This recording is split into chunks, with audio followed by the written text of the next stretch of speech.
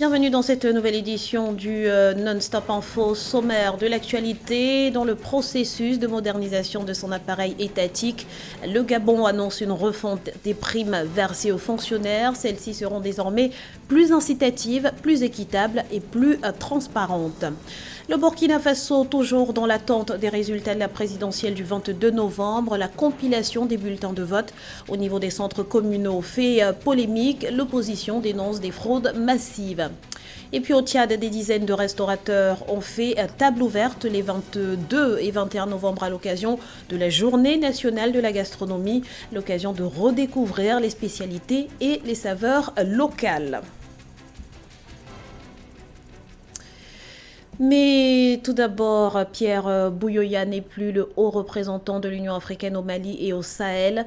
Le diplomate a en effet démissionné ce mardi pour se consacrer à sa défense. Il a été condamné, nous vous le rappelons, avec 18 proches par contumace à la prison à perpétuité au Burundi pour l'assassinat de son successeur Melchior Ndadaye en 1993. Dénonçant un procès politique, l'ancien président burundais prévoit de quitter prochainement le Mali où il était en poste depuis 8 ans pour s'établir dans un autre pays du continent d'où il devra se battre pour être blanchi. Au Gabon, les primes des fonctionnaires seront désormais distribuées au mérite. Ce changement de philosophie s'inscrit dans le cadre de l'amélioration de la gouvernance. Des critères objectifs ont été définis afin d'éviter tout arbitraire et de garantir au maximum l'équité. Explication avec Aïssa Toubaré. Au Gabon, les primes pour les travailleurs du secteur public ne seront plus automatiques. Elles s'obtiendront désormais sur la base du mérite selon les autorités.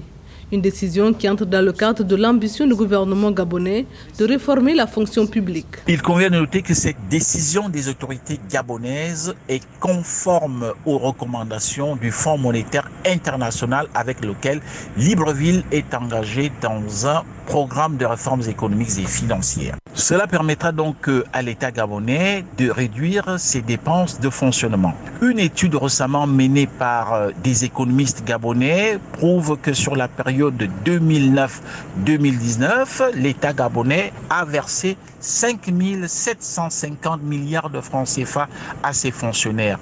Pour formaliser cette décision, le Conseil des ministres a adopté récemment 2 projets de décret fixant les modalités d'évaluation et d'attribution de la prime d'intéressement spécifique et la prime à la performance budgétaire.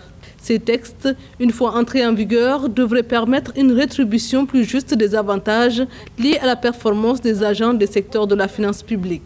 Ce qu'il faut maintenant redouter dans une pareille décision, c'est que si le système d'évaluation mis en place par les autorités gabonaises n'est pas assez efficient, il y aura certainement des récriminations au sein de l'appareil public. Cela expose certains fonctionnaires à s'adonner à beaucoup plus à la corruption qu'à attendre le paiement des primes. Et en ce moment, l'État gabonais peut se retrouver comme le grand perdant. Depuis le 13 juillet 2020, les régies financières ont entamé une grève pour réclamer le paiement des primes. Une grève qui a coûté à l'État gabonais environ 200 millions de francs CFA de retard de recettes au cours de ces 5 derniers mois. Au Bénin, l'opposition et la société civile montent au créneau. 5 recours ont été déposés devant la Cour constitutionnelle pour contester la règle des parrainages exigés pour être candidat à l'élection présidentielle du 11 avril prochain. Il faut dire qu'avec 83 députés et plus de 90% des élus locaux, le président Patrice Talon risque d'être le seul candidat au scrutin si la disposition est appliquée. Lors de sa récente tournée à l'intérieur du pays, le chef de l'État a promis un scrutin inclusif. Une déclaration qui n'a visiblement pas convaincu. Les 5 recours sont actuellement devant la chambre de mise en état à la Cour. Ils seront ensuite instruits puis étudiés. Qui sera le prochain président de la République du Niger? Eh bien, les cartes ont été rebattues après l'invalidation de la candidature de l'opposant Hama Amadou et les pronostics vont bon train, mais derrière les tractations se cache une inquiétude, celle de la menace djihadiste. On fait le point tout de suite avec Amenedi.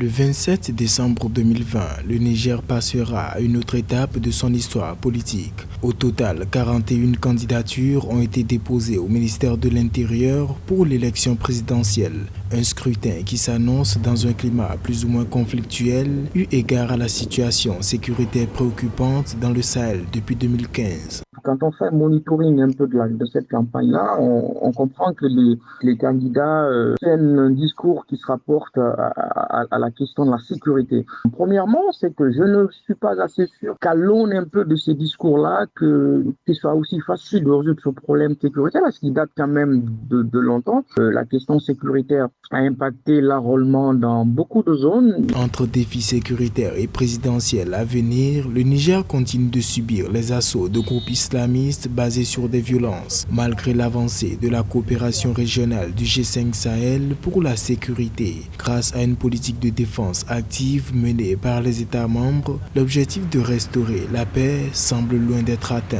Il y a des localités qui ne connaîtront certes pas d'élections parce que naturellement, il n'y a pas de force de défense suffisante pour pouvoir déployer sur toute l'étendue du territoire. Et le risque à cela, c'est que ces localités-là ne soient pas validées dans le cadre des élections, ce qui peut naturellement impacter la légitimité du prochain président, et ça pourrait même, d'une certaine façon, être une source de fraude, parce que les partis politiques qui n'auront pas la possibilité de déléguer dans ces localités-là, donc c'est à la fois la question de la légitimité, mais aussi la question de la légalité. Face à la menace terroriste grandissante au Niger, les défis sécuritaires restent au cœur du prochain scrutin, pour lequel la campagne électorale des élections législatives et présidentielles du premier tour s'ouvre le 5 décembre pour se clôturer le 25 décembre 2020.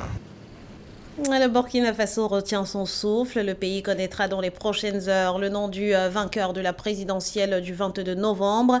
Après une journée de suspension, la Commission électorale nationale indépendante a décidé de reprendre la publication des résultats commune par commune. L'opposition crie d'ores et déjà à la fraude électorale. Un reportage de Jean-Paul Ouedraogo, notre correspondant à Ouagadougou.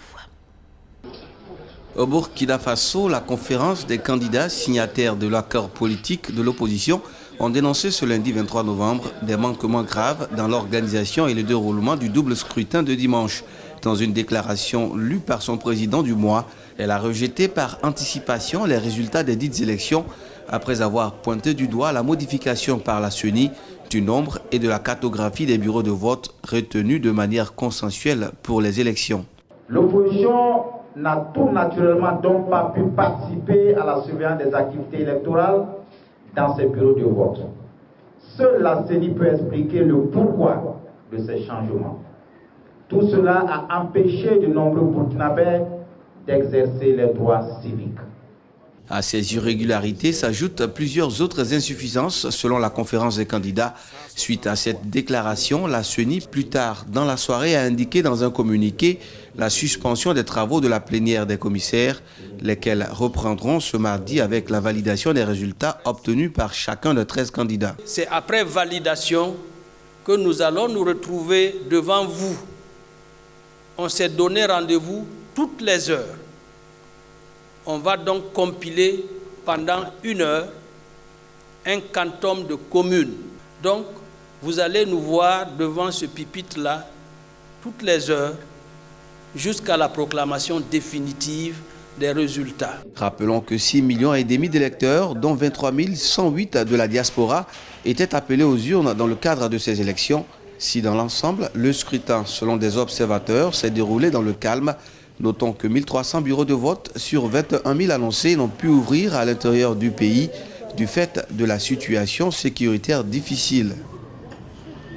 Chao, les papilles au Tchad, les jeunes startups évoluant dans le domaine de la restauration ont initié une journée nationale de la gastronomie pour valoriser les plats et recettes traditionnelles.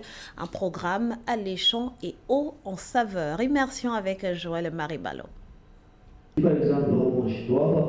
Au Tchad, les amoureux de l'art culinaire ont célébré du 21 au 22 novembre 2020 la journée nationale de la gastronomie. Initiée par la jeune start-up N'Djamena Food et ses partenaires, la journée a pour but de valoriser les mets et les recettes culinaires locales du Tchad profond. Plusieurs spécialités culinaires locales et leur histoire ont été présentées au public national et étranger. Des expositions ventes ont séduit les visiteurs. Nous voulons que le public étranger et le public tchadien viennent découvrir c'est quoi vraiment, ce qui se cache derrière la cuisine tchadienne. Vraiment, le Tchad est riche en art culinaire, mais malheureusement, beaucoup d'entre eux ne sont pas mis en valeur et aussi les gens ne découvrent pas. J'avais rencontré un Européen qui me dit ok, à chaque fois que je viens au Tchad, quand je pars au restaurant, je mange les plats de chez moi, je n'ai jamais goûté au plat tchadien. Et ça m'a vraiment fait penser à ok, pourquoi pas créer et puis pour sensibiliser les gens à valoriser leurs mets locaux. La journée a aussi pour but de faire découvrir au public des plats alimentaires sains et équilibrés, préparés à base des recettes locales moins coûteuses pour lutter contre la malnutrition en milieu urbain où la plupart des populations est habituée à consommer des fast-foods. Une initiative qui apporte des valeurs ajoutées aux mets locaux et génère des revenus aux petits cafétérias qui ont exposé leur savoir-faire culinaire. Et derrière cette journée, on veut aussi aider les gens, surtout le ménage démuni, à se faire un peu de l'argent parce qu'aujourd'hui, tous les exposants, toutes les cuisines qu'on a vues à travers les différents stands sont achetées par le public qui viennent. Et donc, ça permet à ces ménages-là de maximiser leur économie. Et aussi, nous voulons vraiment initier les gens à entreprendre dans ce secteur parce qu'aujourd'hui, le secteur de la restauration, c'est le secteur le plus rentable. Donc, quelles qu'en soient les situations, les gens mangent. Pendant la guerre, on mange. Quand on est malade, on mange, etc. La journée a été également marquée par la conférence sur la préparation des plats alimentaires équilibrés et variés à moindre coût. Pour rappel, selon l'Organisation des Nations Unies pour l'alimentation et l'agriculture, la mauvaise alimentation est l'une des causes de plusieurs décès dans le monde en général et au Tchad en particulier. Un médecin à domicile et en un seul clic, c'est ce que proposent de nombreuses applications sur le continent. Une aubaine dans un contexte de pandémie de coronavirus. Concrètement, le nombre de startups actives dans le domaine de l'e-santé a enregistré une hausse de 56,5%. Plus de précision avec Mildred Yamou. Avec la pandémie de Covid-19, le secteur de la santé numérique en Afrique connaît une progression au cours des derniers mois. La volonté des gouvernements africains, longtemps restés figés sur la question de la santé numérique, est de nouveau mobilisée. D'après des experts sanitaires, la pandémie a fait progresser à 56,5% le nombre de startups actives dans le domaine des technologies de la santé sur le continent au cours des 3 dernières années. La pandémie de coronavirus a insufflé une nouvelle dynamique à la nécessité d'investir dans l'innovation et de mettre en place des politiques et des cadres adéquats pour libérer le génie africain dans le monde. Cependant, il n'y a pas de temps à perdre pour créer un environnement propice à l'épanouissement des innovateurs africains. Selon l'Organisation mondiale de la santé, il est urgent pour les pays africains d'investir dans la mise à niveau de l'écosystème TIC qui ne se limite pas uniquement au réseau télécom. Les données de l'organisation indiquent que 57,8% des technologies développées contre le Covid-19 ont été fondées sur les technologies de l'information et de la communication. L'une des opportunités, ce que les pays africains devraient faire, c'est véritablement intensifier le dépistage systématique des voyageurs, ainsi d'identifier les derniers, ce qu'on appelle les clusters, les derniers endroits où on peut retrouver des cas.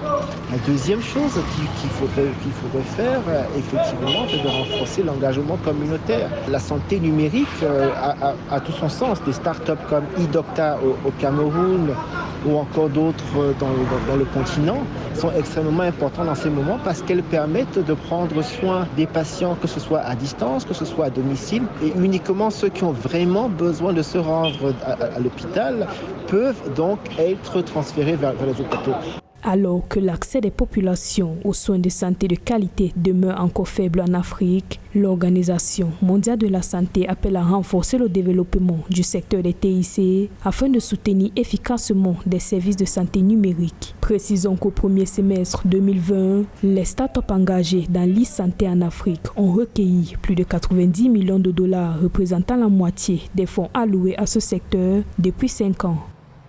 Ce journal a été réalisé par l'ensemble de la rédaction. Merci pour votre fidélité. Restez sur Africa 24, l'information continue.